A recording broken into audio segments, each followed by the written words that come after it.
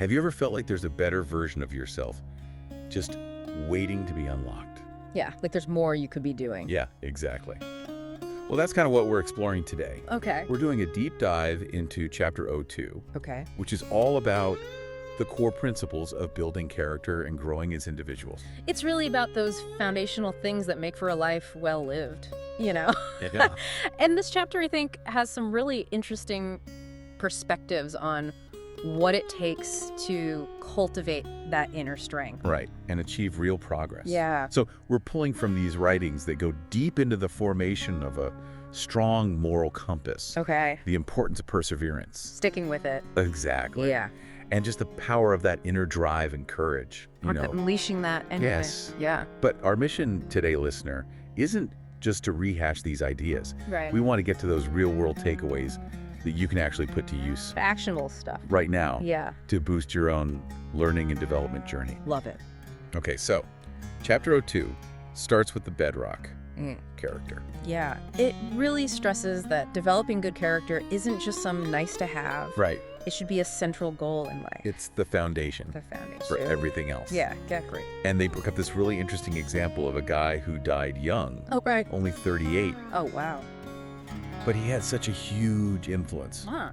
Lord Cockburn even asked, like, how did this guy achieve so much in such a short time? Yeah. It wasn't his family or wealth, it was something deeper. Right. And the text points to independence of principle and a scrupulous adherence to truth. Ooh. I like that. Right. Yeah. They weren't just ideas to him, they were guiding forces. It's like they were built in, you know? Yeah, and what's interesting is that these principles weren't seen as holding him back, Yeah. but as the source of his power. It's like they were empowering. Exactly. Okay. And then he goes on to say how he always followed his conscience Mm. and trusted that things would work out. And get this, he actually believed this led to his prosperity. So it's like doing the right thing actually paid off for him. It challenges that whole idea that integrity always comes at a cost. It's a long game. Right. Yeah. It's like those short-term costs are outweighed by the long-term benefits like trust and respect. And good things will follow. Yeah. Yeah. Now, Disraeli chimed in on this whole setting a moral compass early thing. Yeah. He said that young minds need a high standard to aim for, Right. even if they don't quite reach it perfectly. Yeah. It's like having that North Star Exactly. beside you. And this naturally brings us to habits. Oh, yeah. The chapter quotes Metastasio, who said, "Man is a bundle of habits, and habit is second nature." It's so true, though. It Yeah. makes you think about how much of who we are is shaped by these little things we do over and over again. Like our characters built on autopilot sometimes. In a way. Yeah. For good or bad. Yeah, and Butler adds this layer of the habit of care in the formation of good habits. Ooh, that's good. Right. So you can't just want good habits. You got to be intentional about building them. Be mindful about it. Yeah. And what about happiness as a habit? Dr. Johnson believed that seeing the best in things was so valuable. It's like you can train your outlook to be more positive. And the chapter highlights our ability to steer our thoughts towards happiness and improvement. It's a choice. It's like flexing a muscle. Totally. But character isn't just an internal thing. Right. It shows up in how we treat other people. Exactly. It's a big indicator. So how we behave towards others really reveals a lot about our values. Yeah, graceful conduct goes beyond just manners. It shows respect and builds good connections. Absolutely. And the chapter emphasizes that this is something anyone can learn. You don't have to be born into it. Right. It's about making a conscious effort to be kind and considerate, regardless of your circumstances. It's like this idea that good character is available to everyone. It's democratized. I like that. And there's this line about gentleness having a silent, positive influence. It's those small, consistent acts of kindness that really make a difference, don't they? It's like they build up over time. Yeah. And the chapter talks about little courtesies as the small change of life, Individually, they might seem like nothing, but they add up. like compound interest. Exact. Right. And manners are described as the ornament of action. It's not just what you do, but how you do it right. Yeah. A kind gesture done grudgingly loses its meaning. Intention matters. It does. Yeah. And I love that Welsh story about the guy who thought his brother was a monster from a distance. Oh, yeah, that's a good one. It shows how our first impressions can be so wrong. We got to get closer to see someone's true character. And not jump to conclusions. Yeah, give people the benefit of the doubt. Exactly. It's a good reminder. And then this idea that Real politeness comes from the heart. It's not about your social standing. Yeah, the story of the Manchester warehouseman and William Cheerable's reaction to that awful pamphlet really illustrates that. He showed so much grace. It shows that character goes beyond those social barriers. Totally. The chapter then goes on to talk about the true gentleman. Okay. Someone whose character is modeled after the highest ideals. Like the embodiment of all these good traits. Inspiring respect just by being who they are. I like that. And they give some compelling examples of this high-mindedness. Okay, like what? Like Sir Thomas Fowell Buxton refusing payment for his public service, Wow. and the Marquis of Wellesley turning down a huge gift. It's like they were driven by something bigger than themselves. Right. They put principle above personal gain. Impressive. Then we see this heroic action with the Deal boatmen who rescued the crew of a sinking ship. They risked their lives to help others. Yeah, pure bravery and selflessness. Amazing. And then there's that quiet but powerful image of the English laborers in Paris attending a pauper's funeral. Showing respect even in death. It's like they recognize the inherent worth of every human being. It's a beautiful thing. And the chapter ties truthfulness directly to being a gentleman. Lord Chesterfield and the Duke of Wellington both stressed how important a man's word was. Their honor was on the line. It was a matter of integrity. Right. And then we get these incredible stories of British officers and soldiers in India during times of crisis. Oh yeah, putting themselves in danger to save others. Often prioritizing the rescue of women and children above their own safety. Wow, that's amazing. It shows how deeply ingrained those values were, even in the chaos of war. Incredible. And the gratitude of those who were rescued, Yeah. especially towards their fellow countrywomen and the nurses like Florence Nightingale. It speaks to the power of compassion in those moments of suffering. It shows how human connection is forged in crisis. Yeah, for sure. And finally, that brief but powerful account of the wreck of the Birkenhead. Oh, wow. Even facing certain death, there was this incredible discipline and selflessness. Putting others first. Men giving up their places on lifeboats to save women and children. That's a powerful image. It's a stark reminder of what humans are capable of, even in the darkest moments. Yeah, it shows the potential for real nobility. So character is built on our principles. Mhm. Habits, how we treat others. And how we face those really tough times. Exactly. Yeah. But Chapter 02 doesn't stop there. Okay. It moves on to another crucial element. Mhm. Persistent industry. You got to keep going. That's it. The understanding that consistent effort and unwavering perseverance are key to achieving any worthwhile goal. Just wishing for things won't get you there. Right. Good intentions are only the starting point. Yeah, you got to put in the work. And I think everyone can relate to that widow's lament about her son lacking the gift of continuance. Oh, yeah. So much potential wasted when people can't stick with things. It's that ability to see things through that separates those who succeed from those who don't. It's that grit. And that Italian proverb, chi va piano va lontano e va lontano. Slow and steady wins the race. Exactly. It's a timeless truth. For sure. The chapter really stresses the importance of developing that working quality. Yeah. Building those habits of hard work. It's like training a muscle, The more you use it, the stronger it gets. and it acknowledges that results don't always come instantly. Right. Patience is key. Think about Adam Smith. Yeah. His ideas took decades to really make an impact. But they revolutionized economic thought. You Yeah. got to have a long-term vision. And they talk about how losing hope can be crippling. Yeah, if you don't believe in what you're doing, why bother? Hope is the fuel for perseverance. It keeps you going when things get tough. And there's that great story of Carrie climbing back up the tree after breaking his leg. He didn't let a setback stop him. It's that refusal to be defeated. Wow, that's inspiring. Then there's Dr. Young saying, any man can do what any other man has done, I like that.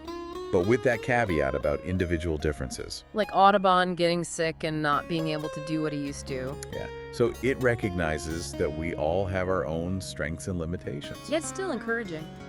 It is. It's saying that so much is possible with effort. If you're willing to put in the work. And they even mention how Newton's papers were accidentally destroyed. Oh no, all that work gone. Even the brightest minds can face setbacks. It's about how you bounce back. Resilience. Yeah.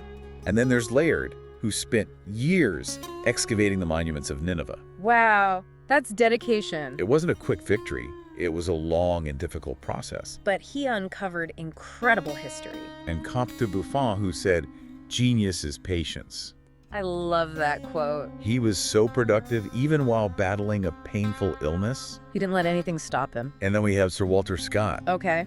He was incredibly disciplined. Like a machine.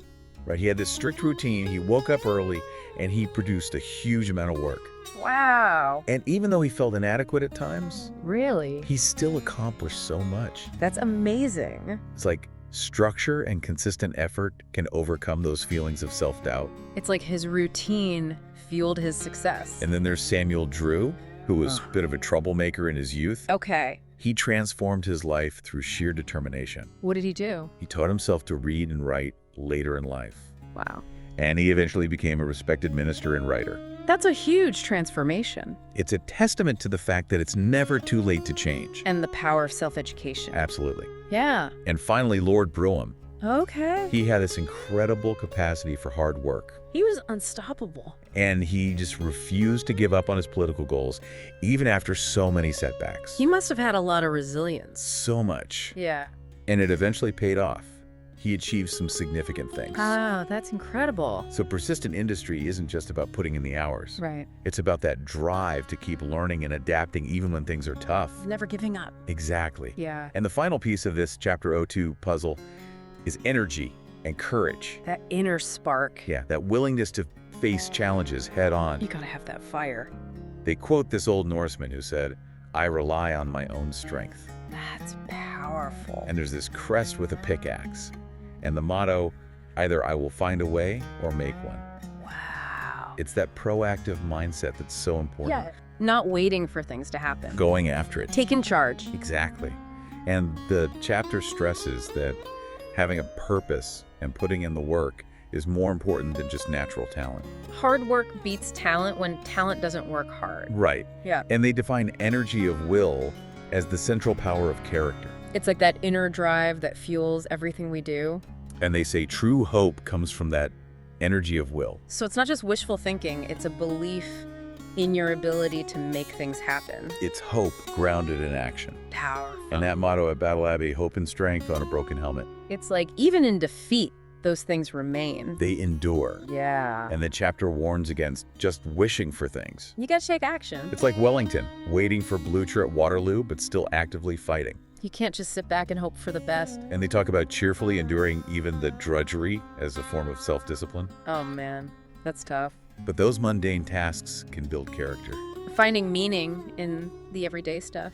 Yeah, and there's that example of Jacques Coeur, who had this early energy and confidence that foreshadowed his success. So it's like that inner drive can be a sign of great things to come. And Mr. Walker believed in the power of will to influence health.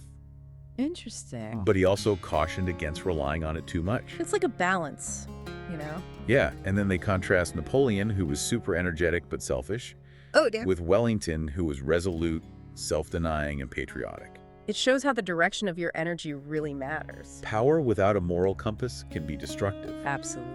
And Wellington's reputation was built on skill, fortitude, daring, and patience. He was the total package. And energy is also about being decisive and taking action quickly. Like Ledyard, who was always ready to go on an adventure, No hesitation. seizing the moment, Yeah, and the heroic defense of Jellalabad. where they held out against all odds. It shows what pluck and determination can achieve. Amazing. And the story of General Napier and the juggler. Testing the limit. Yeah, it shows that courage to challenge assumptions. I like that. And those intense battles during the Indian Mutiny where the British forces showed incredible endurance against overwhelming numbers. Wow. Talk about resilience. And then there's the inspiring story of Francis Xavier. The missionary. Yeah, he traveled across India, Malacca, and Japan, spreading his faith with incredible energy and selflessness. He faced so much hardship. It's a life driven by deep conviction. Inspiring. And the chapter mentions other incredible missionaries like Schwartz Carey Livingstone, So many people dedicating their lives to a cause.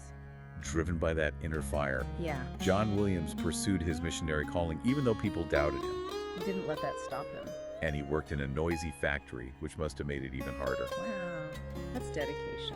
It shows that you can find your purpose and pursue it no matter what. That's a great message. And Livingstone's exploration of Africa was fueled by this incredible energy and meticulousness, He was so thorough. even in such challenging conditions. Yeah, he was really committed. And Jonas Hanway, Okay. He was a successful businessman with a strong sense of public duty. He wanted to give back. Yeah, he worked to improve London's roads Wow. and advocated for vulnerable people. That's awesome. He wanted to make a real difference. It's inspiring. And finally, Granville Sharp, who fought tirelessly against slavery. That took a lot of courage. He faced so much opposition, but his determination ultimately helped lead to the abolition of the slave trade in England. That's incredible, the impact one person can have. It's a testament to the power of conviction. Yeah.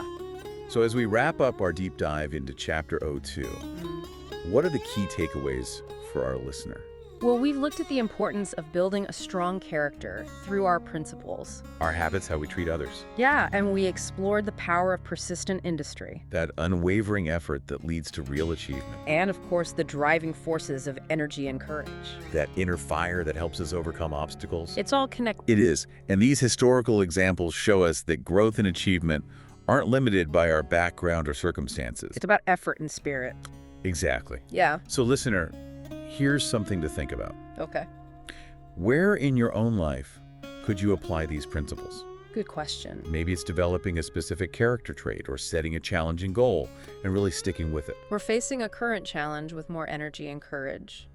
What's one small step you can take today that could lead to a breakthrough? It's time to take action. Put these insights into practice and unlock that better version of yourself. I'm ready. Me too. Let's go.